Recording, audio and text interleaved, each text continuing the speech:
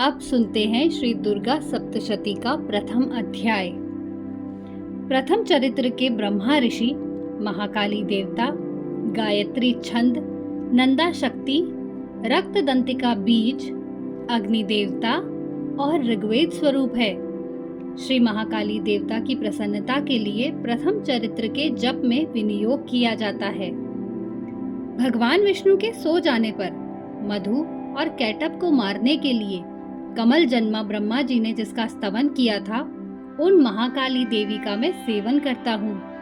वे अपने 10 हाथों में खड्ग, चक्र, गदा, बाण, धनुष, परिघ, शूल, भुशुंडी, मस्तक और शंख धारण करती हैं। उनके 3 नेत्र हैं। वे समस्त अंगों में दिव्य आभूषणों से सुशोभित हैं। उनके शरीर की कांति नील कमल के समान है तथा वे 10 मुख और 10 पैरों से युक्त हैं। मार्कंडेय जी बोले, सूर्य के पुत्र सावर्णी जो 8वें मनु कहे जाते हैं, उनकी उत्पत्ति की कथा विस्तार पूर्वक कहता हूँ। सुनो। सूर्य कुमार महाभाग सावर्णी भगवती माया के अनुग्रह से जिस प्रकार मनवंतर के स्वामी हुए, वही प्रसंग सुनाता हूँ। पूर्व काल की बात है। स्वारोचिष मनवंतर में सुरथ नाम के एक राजा थे जो चैत्र वंश में उत्पन्न हुए थे। उनका समस्त भूमंडल पर अधिकार था। वे प्रजा का अपने औरस पुत्रों की भांति धर्म पूर्वक पालन करते थे। तो भी उस समय कोला विध्वंसी नामक क्षत्रिय उनके शत्रु हो गए। राजा सुरथ की दंड नीति बड़ी प्रबल थी। उनका शत्रुओं के साथ संग्राम हुआ। यद्यपि कोला विध्वंसी संख्या में कम थे, तो भी राजा सुरथ युद्ध में उनसे परास्त हो गए। तब वे युद्ध भूमि से अपने नगर को लौट आए और केवल अपने देश के राजा होकर रहने लगे। किंतु वहां भी उन प्रबल शत्रुओं ने उस समय महाभाग राजा सुरथ पर आक्रमण कर दिया। राजा का बल क्षीण हो चला था। इसीलिए उनके दुष्ट, बलवान एवं दुरात्मा मंत्रियों ने वहां उनकी राजधानी में भी राजकीय सेना और खजाने को हथिया लिया। सुरथ का प्रभुत्व नष्ट हो चुका था। इसीलिए वे शिकार खेलने के बहाने घोड़े पर सवार होकर वहां से अकेले ही एक घने जंगल में चले गए। वहां उन्होंने विप्रवर मेधा मुनि का आश्रम देखा, जहां कितने ही हिंसक जीव परम शांति भाव से रहते थे। मुनि के बहुत से शिष्य उस वन की शोभा बढ़ा रहे थे। वहां जाने पर मुनि ने उनका सत्कार किया और वे उन मुनि श्रेष्ठ के आश्रम पर इधर उधर विचरते हुए कुछ काल तक रहे। फिर ममता से आकृष्ट चित्त होकर वहां इस प्रकार चिंता करने लगे, पूर्व काल में मेरे पूर्वजों ने जिसका पालन किया था, वही नगर आज मुझसे रहित है। पता नहीं मेरे दुराचारी भृत्यगण उसकी धर्म पूर्वक रक्षा करते हैं या नहीं। जो सदा मद की वर्षा करने वाला और शूरवीर था, वह मेरा प्रधान हाथी अब शत्रुओं के अधीन होने पर न जाने किन किन भोगों को भोगता होगा। जो लोग मेरी कृपा, धन और भोजन पाने से सदा मेरे पीछे पीछे चलते थे, वे निश्चय ही अब दूसरे राजाओं का अनुसरण करते होंगे। उन अपव्ययी लोगों ने सदा खर्च होते रहने के कारण अत्यंत कष्ट से जमा किया हुआ मेरा खजाना खाली हो जाएगा। ये तथा और भी कई बातें राजा सुरथ निरंतर सोचते रहते थे। एक दिन उन्होंने वहां विप्रवर मेधा के आश्रम के निकट एक वैश्य को देखा और उससे पूछा, भाई तुम कौन हो? यहाँ तुम्हारा आने का क्या कारण है? तुम क्यों शोकग्रस्त और अनमने से दिखाई देते हो? राजा सुरथ का यह प्रेम पूर्वक कहा हुआ वचन सुनकर वैश्य ने विनीत भाव से उन्हें प्रणाम करके कहा।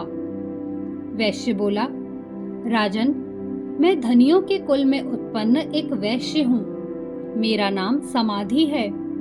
मेरे दुष्ट स्त्री पुत्रों ने धन के लोभ से मुझे घर से बाहर निकाल दिया है। मैं इस समय धन, स्त्री और पुत्रों से वंचित हूँ। मेरे विश्वसनीय बंधुओं ने मेरा ही धन लेकर मुझे दूर कर दिया है। इसीलिए मैं दुखी होकर वन में चला आया हूँ। यहाँ रहकर मैं इस बात को नहीं जानता कि मेरे पुत्रों की, स्त्री की और स्वजनों की कुशल है या नहीं। इस समय वे घर में कुशल से रहते हैं अथवा उन्हें कोई कष्ट है। वे मेरे पुत्र कैसे हैं? क्या वे सदाचारी हैं अथवा दुराचारी हो गए हैं? राजा ने पूछा, जिन लोभी स्त्री पुत्र आदि ने धन के कारण तुम्हें घर से निकाल दिया है, उनके प्रति तुम्हारे चित्त में इतना स्नेह का बंधन क्यों है?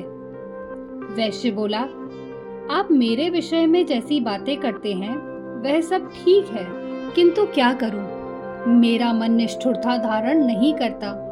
जिन्होंने धन के लोभ में पड़कर पिता के प्रति स्नेह, पति के प्रति प्रेम तथा आत्मीय जन के प्रति अनुराग को तिलांजलि देकर मुझे घर से निकाल दिया है, उन्हीं के प्रति मेरे हृदय में इतना स्नेह है। महामते, गुणहीन बंधुओं के प्रति भी जो मेरा चित्त इस प्रकार प्रेम मग्न हो रहा है, यह क्या है? इस बात को मैं जानकर भी नहीं जान पाता।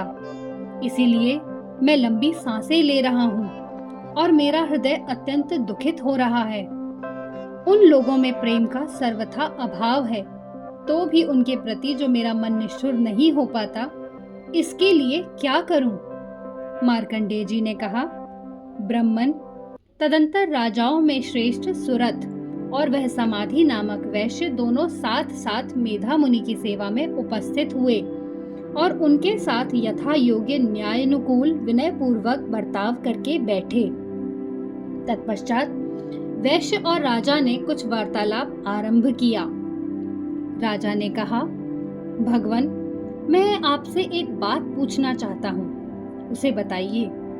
मेरा चित्त अपने अधीन न होने के कारण वह बात मेरे मन को बहुत दुख देती है। जो राज्य मेरे हाथ से चला गया, उनमें और उसके संपूर्ण अंगों में मेरी ममता बनी हुई है। मुनि श्रेष्ठ, यह जानते हुए भी कि वह अब मेरा नहीं है, अज्ञानी की भांति मुझे उसके लिए दुख होता है। यह क्या है? इधर यह वैश्य भी घर से अपमानित होकर आया है। इसके पुत्र, स्त्री और भृत्यों ने इसे छोड़ दिया है। स्वजनों ने भी इसका त्याग कर दिया है, तो भी यह उनके प्रति अत्यंत हार्दिक स्नेह रखता है। इस प्रकार यह तथा मैं दोनों ही बहुत दुखी हैं। जिसमें प्रत्यक्ष दोष देखा गया है, उस विषय के लिए भी हमारे मन में ममता जनित आकर्षण पैदा हो रहा है। महाभाग, हम दोनों समझदार हैं, तो भी हम में जो मोह पैदा हुआ है, यह क्या है? विवेक शून्य पुरुष की भांति मुझ में और इसमें भी यह मूढ़ता प्रत्यक्ष दिखाई देती है। ऋषि बोले, महाभाग, विषय मार्ग का ज्ञान सब जीवों को है। इसी प्रकार विषय भी सबके लिए अलग अलग है। कुछ प्राणी दिन में नहीं देखते और दूसरे रात में नहीं देखते, तथा कुछ जीव ऐसे हैं जो दिन और रात्रि में भी बराबर ही देखते हैं। यह ठीक है कि मनुष्य समझदार होते हैं, किंतु केवल वे ही ऐसे नहीं होते। पशु, पक्षी और मृग आदि सभी प्राणी समझदार होते हैं। मनुष्यों की समझ भी वैसी ही होती है जैसी उन मृग और पक्षियों की होती है, तथा जैसी मनुष्यों की होती है वैसी ही उन मृग, पक्षी आदि की होती है।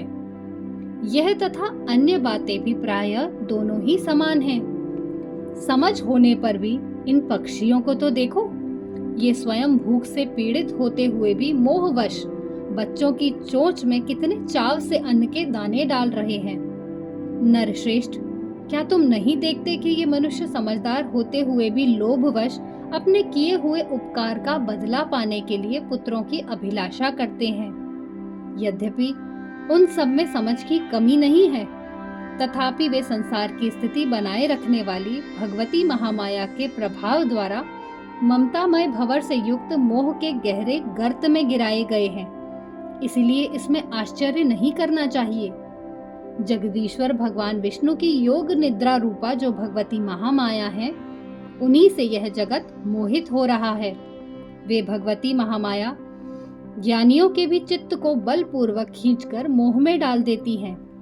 वे ही इस संपूर्ण चराचर जगत की सृष्टि करती हैं और वे ही प्रसन्न होने पर मनुष्यों को मुक्ति के लिए वरदान देती हैं। वे ही पराविद्या, संसार बंधन और मोक्ष की हेतुभूता सनातनी देवी तथा संपूर्ण ईश्वरों की भी अधीश्वरी हैं। राजा ने पूछा, भगवन, जिन्हें आप महामाया कहते हैं वे देवी कौन हैं? ब्रह्मन, उनका आविर्भाव कैसे हुआ तथा उनके चरित्र कौन कौन हैं? ब्रह्मवेत्ताओं में श्रेष्ठ महर्षि, उन देवी का जैसा प्रभाव हो, जैसा स्वरूप हो और जिस प्रकार प्रादुर्भाव हुआ हो, वह सब मैं आपके मुख से सुनना चाहता हूँ। ऋषि बोले, राजन, वास्तव में तो वे देवी नित्य रूपा ही हैं। संपूर्ण जगत उन्हीं का रूप है तथा उन्होंने समस्त विश्व को व्याप्त कर रखा है। तथापि उनका प्राकट्य अनेक प्रकार से होता है, वह मुझसे सुनो। यद्यपि वे नित्य और अजन्मा हैं, तथापि जब देवताओं का कार्य सिद्ध करने के लिए प्रकट होती हैं, उस समय लोक में उत्पन्न हुई कहलाती हैं। कल्प के अंत में जब संपूर्ण जगत एक अर्णव में निमग्न हो रहा था और सबके प्रभु भगवान विष्णु शेषनाग की शैया बिछाकर योग निद्रा का आश्रय लेकर सो रहे थे, उस समय उनके कानों के मैल से दो भयंकर असुर उत्पन्न हुए, जो मधु और कैटभ के नाम से विख्यात थे। वे दोनों ब्रह्मा जी का वध करने को तैयार हो गए। भगवान विष्णु के नाभि कमल में विराजमान प्रजापति ब्रह्मा जी ने जब उन दोनों भयानक असुरों को अपने पास आया और भगवान को सोया हुआ देखा, तब एकाग्रचित होकर उन्होंने भगवान विष्णु को जगाने के लिए उनके नेत्रों में निवास करने वाली योग निद्रा का स्तवन आरंभ किया, जो इस विश्व की अधीश्वरी, जगत को धारण करने वाली, संसार का पालन और संहार करने वाली तथा तेज स्वरूप भगवान विष्णु की अनुपम शक्ति हैं। उन्हीं भगवती निद्रा देवी की भगवान ब्रह्मा स्तुति करने लगे। ब्रह्मा जी बोले, देवी, तुम ही स्वाहा, तुम ही स्वधा और तुम ही वशटकार हो। स्वर भी तुम्हारे ही स्वरूप हैं। तुम ही जीवनदायिनी सुधा हो। नित्य अक्षर प्रणव में अकार, उकार, मकार, इन तीनों मात्राओं के रूप में तुम ही स्थित हो तथा इन तीन मात्राओं के अतिरिक्त जो बिंदु रूपा नित्य अर्ध मात्रा है, जिसका विशेष रूप से उच्चारण नहीं किया जा सकता, वह भी तुम ही हो। देवी, तुम ही संध्या, सावित्री तथा परम जननी हो। देवी, तुम ही इस विश्व ब्रह्मांड को धारण करती हो। तुमसे ही इस जगत की सृष्टि होती है, तुम ही से इसका पालन होता है और सदा तुम ही कल्प के अंत में सबको अपना ग्रास बना लेती हो। जगन्मयी देवी, इस जगत की उत्पत्ति के समय तुम सृष्टि रूपा हो, पालन काल में स्थिति रूप हो तथा कल्पांत के समय संहार रूप धारण करने वाली हो। तुम ही महाविद्या, महामाया, महामेधा, महास्मृति, महामोह रूपा, महादेवी और महासुरी हो। तुम ही तीनों गुणों को उत्पन्न करने वाली सबकी प्रकृति हो। भयंकर कालरात्रि, महारात्रि और मोहरात्रि भी तुम ही हो। तुम ही श्रीम, तुम ही ईश्वरी, तुम ही ह्रीम और तुम ही बोध स्वरूपा बुद्धि हो। लज्जा, पुष्टि, तुष्टि, शांति और क्षमा भी तुम ही हो। तुम खड़ग धारिणी, शूल धारिणी, घोर रूपा तथा गदा, चक्र, शंख और धनुष धारण करने वाली हो। बाण, भुषुंडी और परिघ, ये भी तुम्हारे अस्त्र हैं। तुम सौम्य और सौम्यतर हो। इतना ही नहीं, जितने भी सौम्य एवं सुंदर पदार्थ हैं, उन सब की अपेक्षा तुम अत्यधिक सुंदरी हो। पर और अपर, सबसे परे रहने वाली परमेश्वरी तुम ही हो। स्वर स्वरूपे देवी, कहीं भी सत असत रूप जो कुछ वस्तुएं हैं और उन सब की जो शक्ति है, वह तुम ही हो। ऐसी अवस्था में तुम्हारी स्तुति क्या हो सकती है? जो इस जगत की सृष्टि, पालन और संहार करते हैं, उन भगवान को भी जब तुमने निद्रा के अधीन कर दिया है, तब तुम्हारी स्तुति करने में यहाँ कौन समर्थ हो सकता है? मुझको, भगवान शंकर को तथा भगवान विष्णु को तुमने ही शरीर धारण कराया है, अतः तुम्हारी स्तुति करने की शक्ति किसमें है? देवी, तुम तो अपने इस उदार प्रभावों से ही प्रशंसित हो। ये जो दोनों दुर्धर्ष असुर मधु और कैटभ हैं, इनको मोह में डाल दो और जगदीश्वर भगवान विष्णु को शीघ्र ही जगा दो। साथ ही इनके भीतर इन दोनों महान असुरों को मार डालने की बुद्धि उत्पन्न कर दो। ऋषि कहते हैं, राजन, जब ब्रह्मा जी ने वहां मधु और कैटभ को मारने के उद्देश्य से भगवान विष्णु को जगाने के लिए तमोगुण की अधिष्ठात्री देवी योग निद्रा की इस प्रकार स्तुति की, तब वे भगवान के नेत्र, मुख, नासिका, बाहु, हृदय और वक्षस्थल से निकलकर अव्यक्त जन्मा ब्रह्मा जी की दृष्टि के समक्ष खड़ी हो गई। योग निद्रा से मुक्त होने पर जगत के स्वामी भगवान जनार्दन उस एकार्णव के जल में शेषनाग की शैया से जाग उठे। फिर उन्होंने उन दोनों असुरों को देखा। वे दुरात्मा मधु और कैटभ अत्यंत बलवान तथा पराक्रमी थे और क्रोध से लाल आंखें किए ब्रह्मा जी को खा जाने के लिए उद्योग कर रहे थे। तब भगवान श्री हरि ने उठकर उन दोनों के साथ 5000 वर्षों तक केवल बाहु युद्ध किया। वे दोनों भी अत्यंत बल के कारण उन्मत्त हो रहे थे। इधर महामाया ने भी उन्हें मोह में डाल रखा था। इसलिए वे भगवान विष्णु से कहने लगे, हम तुम्हारी वीरता से संतुष्ट हैं, तुम हम लोगों से कोई वर मांगो। श्री भगवान बोले, यदि तुम दोनों मुझ पर प्रसन्न हो तो अब मेरे हाथ से मारे जाओ। बस इतना सा ही मैंने वर मांगा है, यहाँ दूसरे किसी वर से क्या लेना है। ऋषि कहते हैं, इस प्रकार धोखे में आ जाने पर जब उन्होंने संपूर्ण जगत में जल ही जल देखा, तब कमल नयन भगवान से कहा, जहाँ पृथ्वी जल में डूबी हुई न हो, जहाँ सूखा स्थान हो, वहीं हमारा वध करो। ऋषि कहते हैं, तब तथास्तु कहकर शंख, चक्र और गदा धारण करने वाले भगवान ने उन दोनों के मस्तक अपनी जांघ पर रखकर चक्र से काट डाले। इस प्रकार ये देवी महामाया ब्रह्मा जी की स्तुति करने पर स्वयं प्रकट हुई थी। अब पुनः तुमसे उनके प्रभाव का वर्णन करता हूँ, सुनो। प्रथम अध्याय संपूर्ण।